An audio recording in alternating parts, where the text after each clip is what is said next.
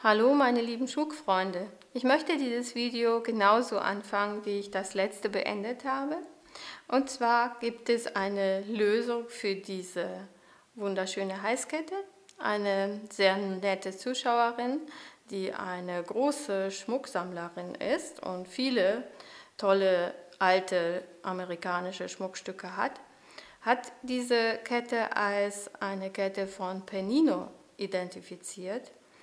Und ich glaube, dass sie recht hat. Also wir haben uns darauf geeinigt, dass es zu 90% die Wahrscheinlichkeit besteht, dass diese Halskette aus den 40er Jahren ist. Der Stil ist ein auslaufendes Art Deco. Und diesen Look, den nannte man früher The Real Look. Das bedeutet also wie echte Juwelen.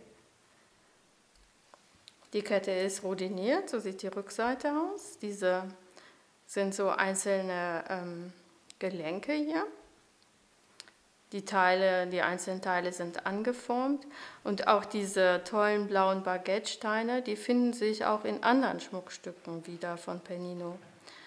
Pennino, das waren 3 Brüder aus Neapel, die in New York eine Firma in den 20er Jahren gegründet haben.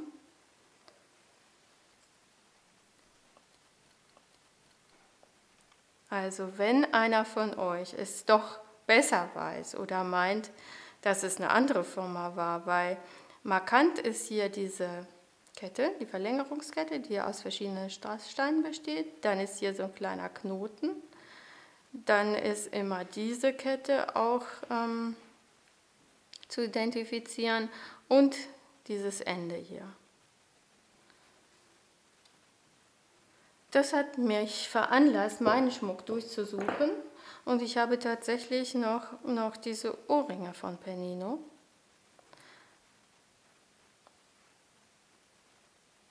Hier hinten auf dem Clip ist eine Patentnummer, da habe ich nochmal nachgesehen. Also es ist ein Patent von 1949. So, die Ohrringe werden in dieser Zeit entstanden sein. Und was ich interessant finde, ist, dass zu diesem frühen Zeitpunkt eben auch die Gestaltung die Blätter sind. Dann habe ich in diesem Monat eine kleine Kollektion von altem Trifari-Schmuck erstanden für meinen Shop. Da finde ich dieses wunderschöne Collier sehr, sehr toll. Diese glänzende Beschichtung ist ein Patent von Trifari, das nennt sich Trifarium. Und diese Vergoldung hat besonders gut gehalten. Die Schmuckstücke aus dieser Zeit sind auch ziemlich gut erhalten. Also diese schöne Blätterhalskette ist neu. Dazu diese Ohrclips, so rum.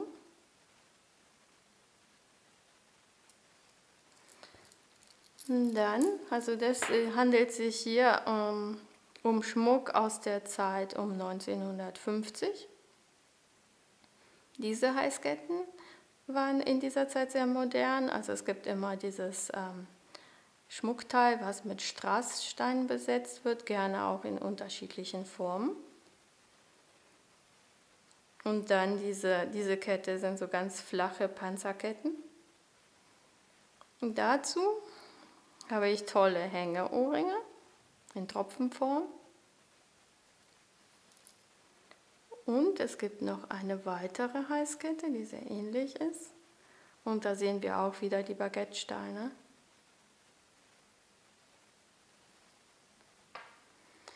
Dann neu ist auch diese Halskette hier mit den Herzen. In dieser Zeit sind einige Schmuckserien von Trifari mit Herzdesign.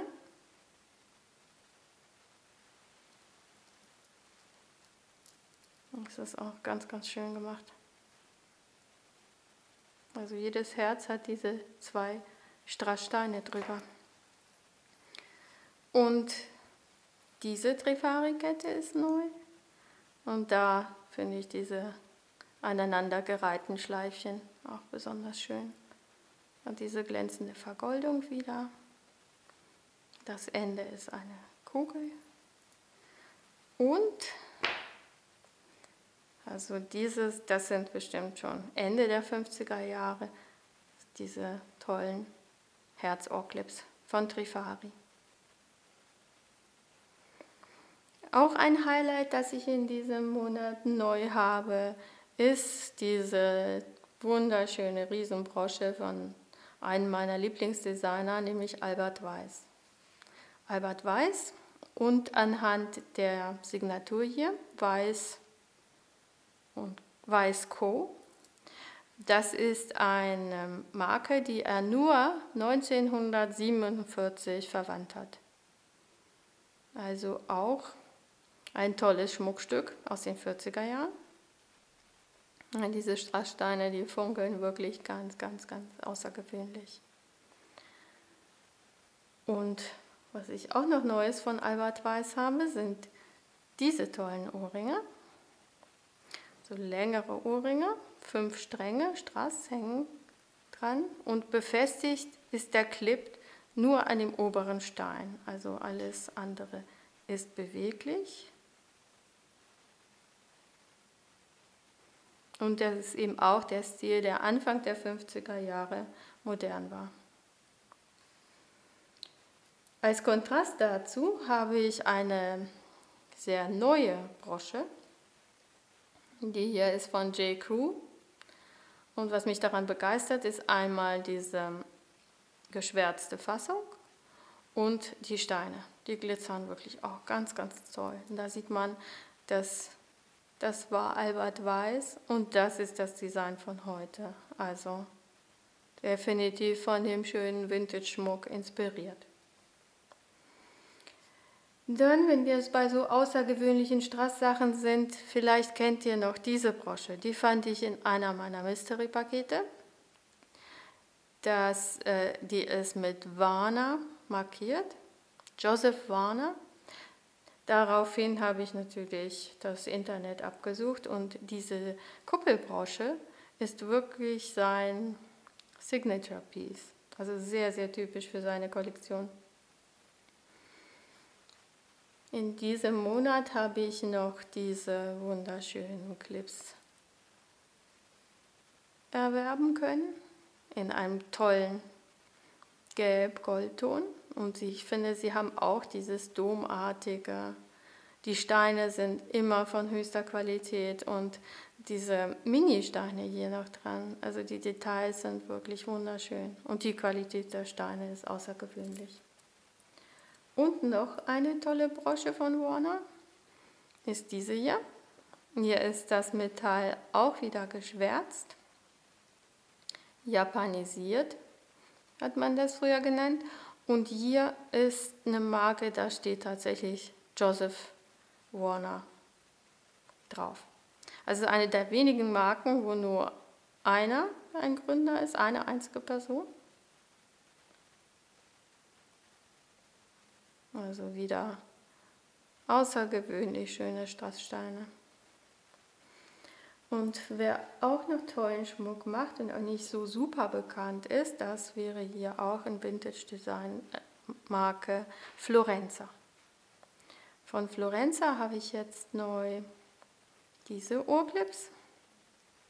Das Metall ist auch wieder dunkelgrau und die Steine, also diese Cabochons hier sehen so wie satiniert aus mit den blauen Strasssteinen.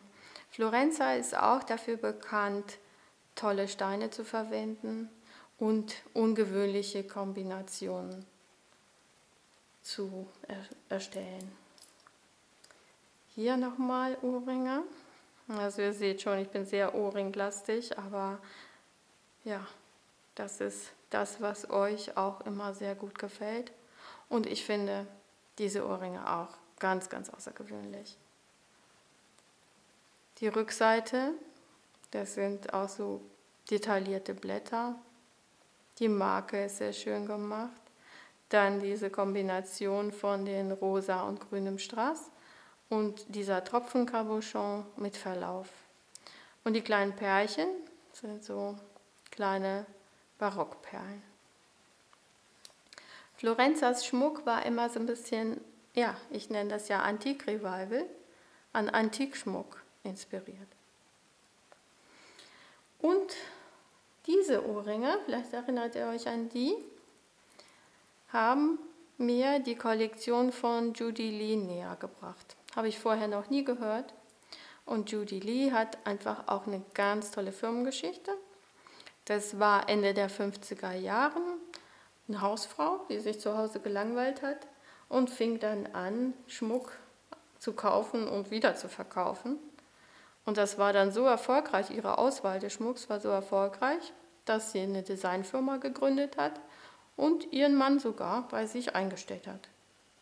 Und diese Brosche hier ist zum Beispiel auch sehr typisch für Judy Lee. Diese sehr, sehr spitzen und schlanken Strasssteine finden sich immer wieder in ihren Schmuckstücken. Und auch wieder diese schönen genieteten Rückseiten. Und noch ein Schmuckstück, das fand ich schon vor längerer Zeit in einem meiner Mystery-Pakete, dieses Armband und die tollen Ohrclips dazu, mit diesen Polsterungen. Und zwar ist das Emmons. Emmons gehört zu Sarah Coventry und was mich daran so fasziniert ist, Emmons und Sarah Coventry kamen fast gleichzeitig auf den Markt, aber Sarah Coventry war sehr, sehr viel erfolgreicher, weil Emmons fehlt ja eben der Vorname und man spekuliert heute, dass einfach der Name ansprechender war. Ja, ein wunderschönes Set mit diesen tollen, großen, schwarzen Steinen. Und neu habe ich auch ein Set von Emmons mit diesen kleinen Rautenclips und das Armband.